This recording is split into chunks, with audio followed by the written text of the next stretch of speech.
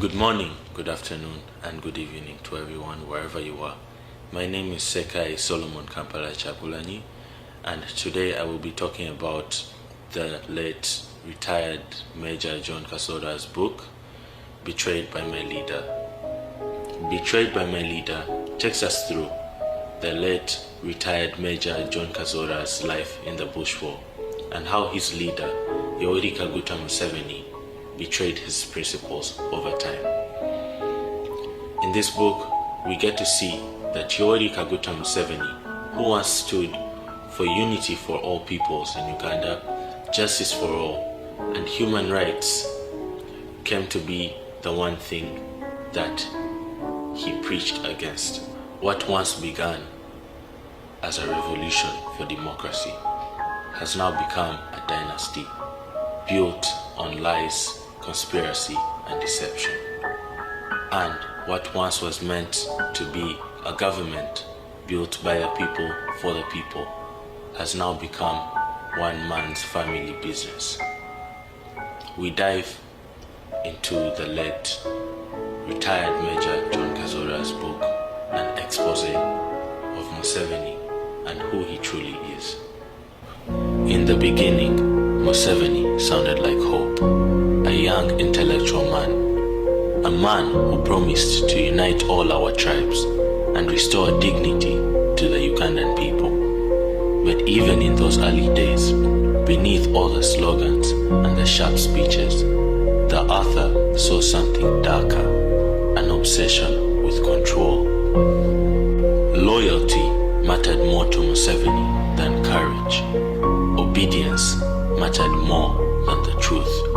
And the very methods used to win the war, secrecy, manipulation, and the silencing of all their enemies, became the blueprint for the dictatorship that followed.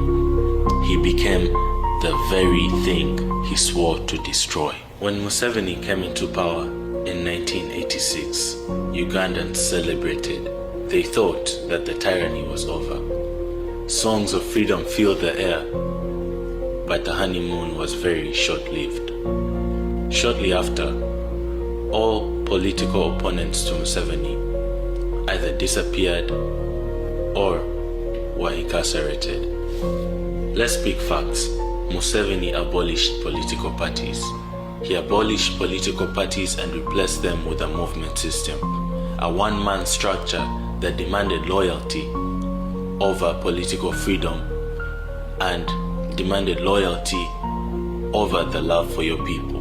Museveni built the NRA into the UPDF, and this new UPDF was Museveni's own little personal army, which he used to purge political enemies and to silence the Ugandan people.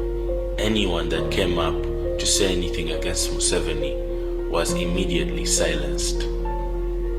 Even his own comrades, the likes of Besigye, Sejusa, and Mushega, all were silenced.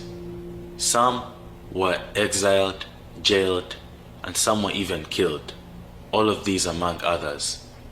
These were the tactics that Museveni used to intimidate and silence the Ugandan people right after he came into power. This is how Museveni has held power for such a long time. By the mid-90s, the Bush Wars dream was now gone, rotten. The 10-point system that Museveni and his comrades had built early on in the struggle that put forward democracy, the advancement of society, and the well-being of the people was now down, and a new system that based itself off bribes, intimidation, and killings was put in place, not to ensure the well-being of the people of Uganda, but to ensure the longevity of Museveni's government, to leech and milk Ugandans for as long as possible. The revolution was over. Now the regime had begun. Museveni's Uganda runs on surveillance and silence. The Chieftaincy of Military Intelligence, CMI, the Internal Security Organization, ISO, and the Special Forces Command, SFC, all of them function as extensions of one man's paranoia. Safe houses became torture chambers. Citizens vanish in the night. Journalists are beaten for filming the truth, and opposition leaders are arrested for daring to speak. In this Uganda, you do not need to commit a crime to be imprisoned. You only need to think differently. This, my brothers and sisters, is how the revolution eats its own children. While the people are controlled by fear, Museveni builds a dynasty behind the curtains. Janet Museveni, his wife, becomes a minister. Relatives control security, intelligence, and finance, and his son, General Muhoozi Kainerugaba, is quietly groomed to inherit power. Make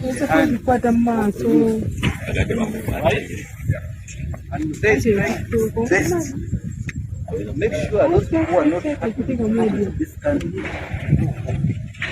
Right? Are we together, my friend? Now, there's what right? It's physical. All people who we have been with. Are we together? Meaning, the last date of the retirement of the general 20. All of them are right?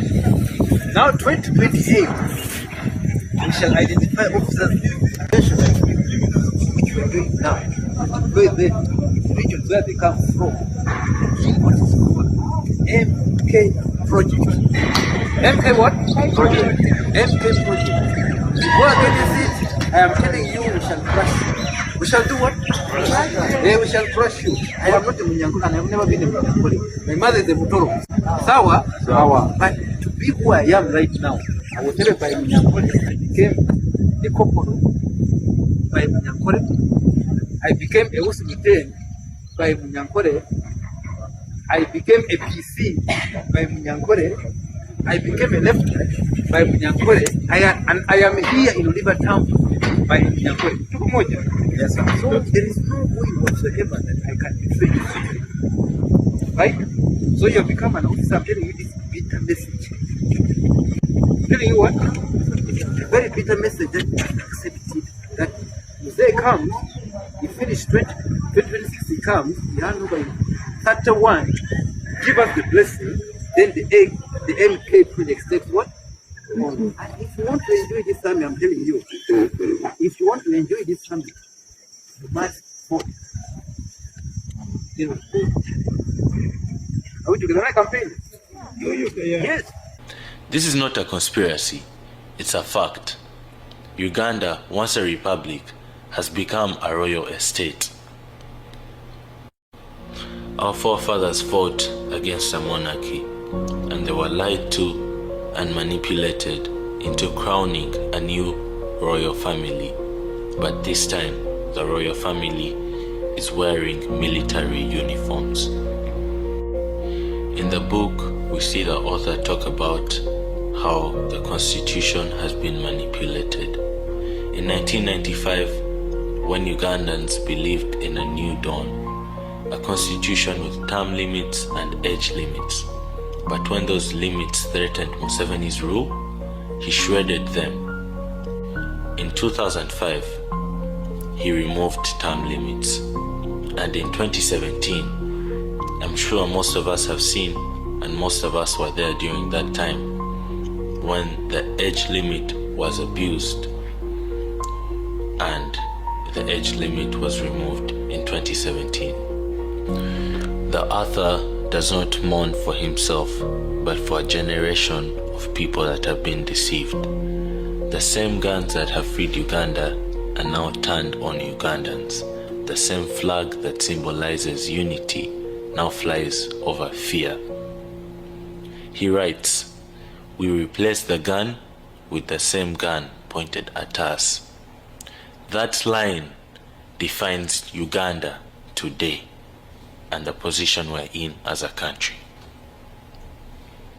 Now, my brothers and sisters, this is a call to action. Us as Uganda's young and restless generation, for us to unite, we need to work beyond this fear and this intimidation if we want to build a new Uganda where all of us are equal, where all of us have the same opportunities as the next person. We need to unite. The current regime survives through military control, manipulation, corruption, and patronage, but it cannot survive in a population where 80% of us are under the age of 30. We need to unite and look past all this manipulation. We need to look past everyone's tribes. We need to look past everyone's differences. And we need to all unite for the same cause, for us all to have the same opportunities, for us all to benefit from good healthcare, good education, and remove the elite ruling class from Uganda. Every single post, every single voice, every single one of us matters. If we do not speak up for our rights, Uganda will become a monarchy, passed down from Museveni to his son, and democracy will cease to exist. Ugandans will suffer more and more. Let us eradicate this disease from Uganda while we still can. Vote, vote, vote, vote. And after you vote, stay and protect your vote. Don't let them waste your vote. Don't let anyone undermine your vote. Don't let anyone undermine your vote. Vote.